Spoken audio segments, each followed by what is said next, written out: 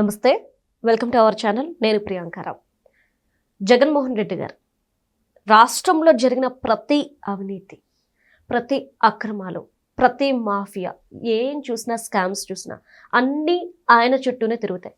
కానీ ఆయన మాత్రం విల్లాస్లో, ప్యాలెస్లో హ్యాపీగా సేఫ్గా ఉన్నారు. కానీ ఆయన్ని నమ్మి ఆయన కోసం ఎవరైతే తప్పులు చేశారో వాళ్ళంతా ఈరోజు జైల్లో కటకటాల పాలవుతున్నారు, కోట్ల మెట్లు ఎక్కుతున్నారు. ఇక్కడ రాజకీయ నాయకులు మాత్రమే కాదు, ప్రతి ఒక్కరూ. మరి అన్నీ తెలిసి వీళ్ళు ఎందుకు ఇలా చేస్తున్నారు? ఎందుకు జగన్ గారికి గులాం అంటున్నారు? మరి వీళ్ళందరికీ ఏదైతే జరిగిందో ఇదొక గుణపాఠంగా మిగిలిన వాళ్ళు తీసుకోవాలా? ఈ వీడియోలో తెలుసుకుందాం. మనతో మాట్లాడడానికి ప్రముఖ పొలిటికల్ అనలిస్ట్ అప్పసాని రాజేష్ గారు ఉన్నారు. ఆయన అడిగి తెలుసుకుందాం. నమస్కారం సార్. నమస్కారం సార్. అంటే జగన్మోహన్ రెడ్డి గారు ఏ స్కామ్ తీసుకున్నా, ఏ మాఫియా తీసుకున్నా, ఏ అక్రమాలు తీసుకున్నా ఎండ్ ఆఫ్ ద డే ఎవర్రా బాబు అంటే జగన్ అంటారు. కానీ ఆయన హ్యాపీగా ఉన్నారు. ఆయన నమ్ముకున్న వాళ్ళందరూ జైల్లోకి వెళ్తున్నారు. ఐఏఎస్ ఆఫీసర్లు ఎవరు చూసినా, ఐపీఎస్లు.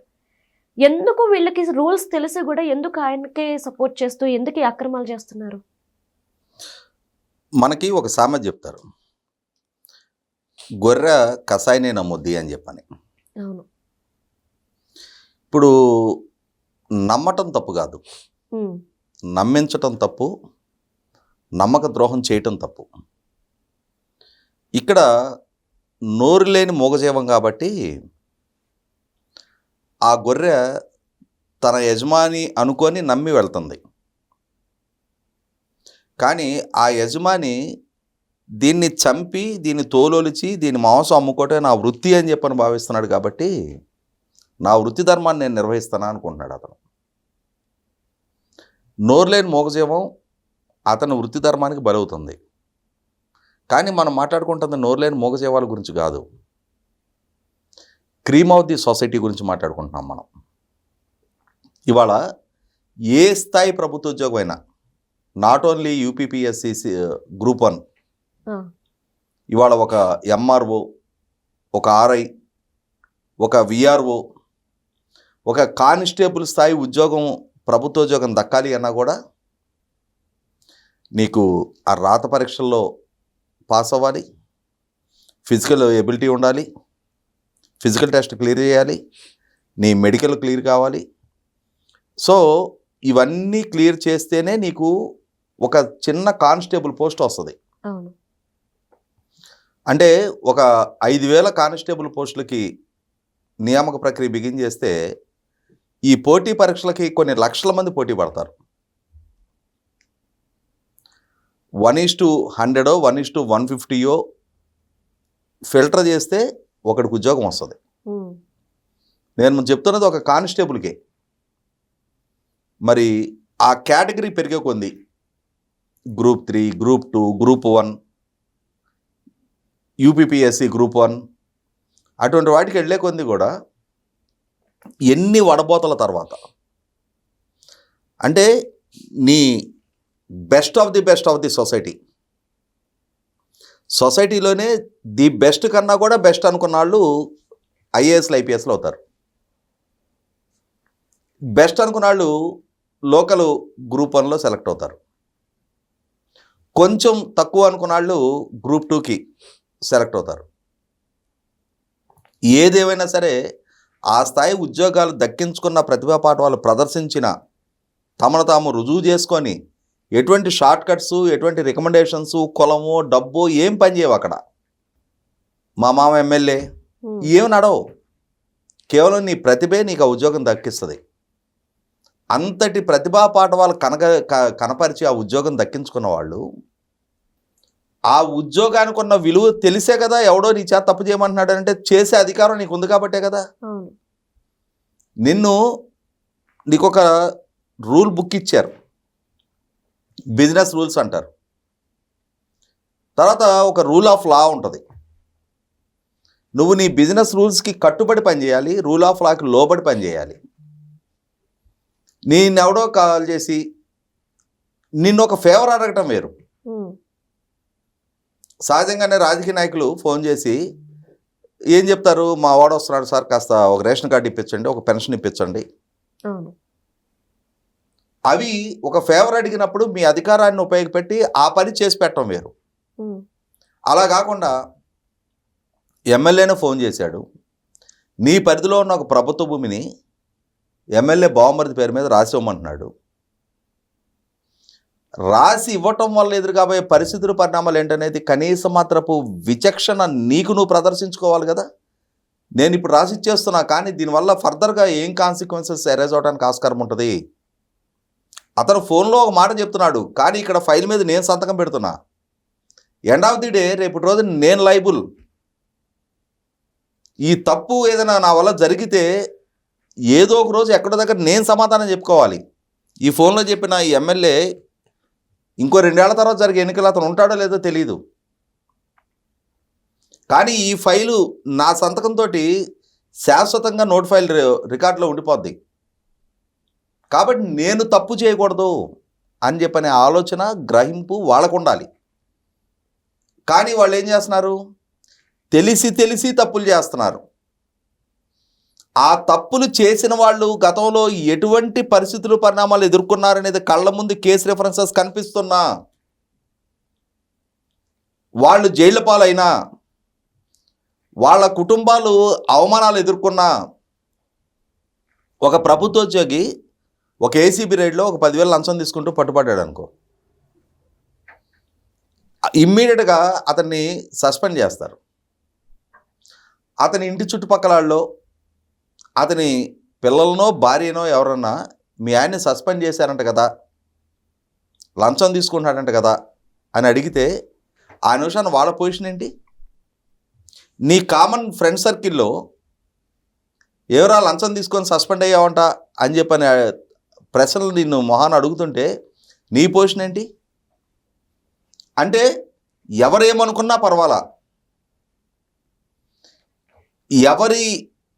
ఎవరు ఎంతగా దాని గురించి విమర్శించుకున్నా పర్వాలా, ఈ లంచం తీసుకోవటమే ప్రాధాన్యత. అంటే వాళ్ళ సమాజానికి వెరవకుండా, ఎవడేమనుకుంటే నాకెందుకు, నేనేం సంపాదించుతున్నాను అనేది ముఖ్యం నాకు అనుకునే ఆలోచన ధోరణి పెరిగిన తర్వాత ఈ చదువు, ఈ పరిజ్ఞానం, ఈ పోటీ పరీక్షల్లో ప్రదర్శించి దక్కించుకున్న ఉద్యోగాలను కూడా పణంగా పెట్టి మరి తప్పులలో భాగస్వాములు అవడానికి అలవాటు పడిపోయారు. అరే ఈ ఉద్యోగం చేస్తే ఎన్నాళ్ళు చేస్తే ఏమొస్తుంది, ఇటువంటి వాడికి మనం 10 పనులు చేసి పెట్టాము అని అంటే జీవితకాలం ఉద్యోగం చేసిన దానికంటే ఎక్కువగా మనం ఇక్కడ షార్ట్కట్లో సంపాదించుకోవడానికి ఆస్కారం ఉంటుంది అని చెప్పనే ఒక రకమైన దిగజారుడు నైజాన్ని ప్రదర్శించి రాజశేఖర రెడ్డి, జగన్మోహన్ రెడ్డి హయాం నుంచి తప్పుల మీద తప్పులు చేస్తూ అధికార వ్యవస్థ కేసుల పాలయ్యారు, జైళ్ల పాలయ్యారు, వాళ్ళ కెరీర్లు సర్వనాశనం చేసుకున్నారు. అయినా సరే మనకేం చెప్తారు, అగ్ని చుట్టూ భ్రమించే కీటకాలు అంటారు కదా. మనం ఒక చలిమంట వేసుకొని కూర్చున్నాం అనుకో, దాని దగ్గర దాంట్లో పడితే కాలిపోతాయని తెలియదు వాటికి.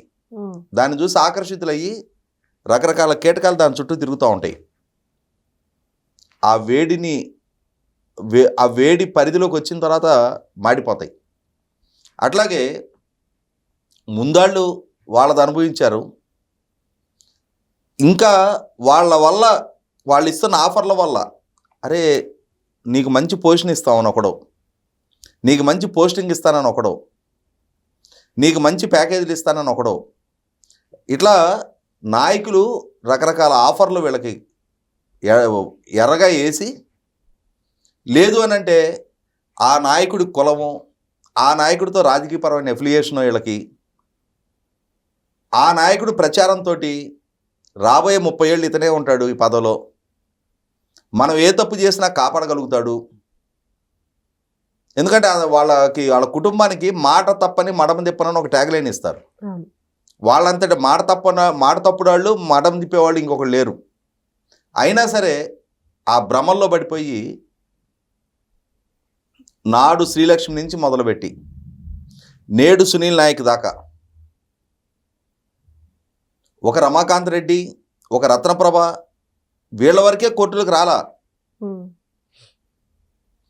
రత్నప్రభ గారు అనే ఒక మాజీ ఐఏఎస్ అధికారి జగన్మోహన్ రెడ్డి వ్యక్తిగత ఆస్తుల కేసుల్లో సిబిఐ కోర్టులు ఎదురుపడితే, వాట్ మిస్టర్ జగన్, మీ వల్ల మీ నాన్న వల్ల మేం కోర్టుల పాలు కావాలా, మేం కేసుల చుట్టూ తిరగాల, కోర్టుల చుట్టూ తిరగాల అని చెప్పని నిలదీసి అడిగింది.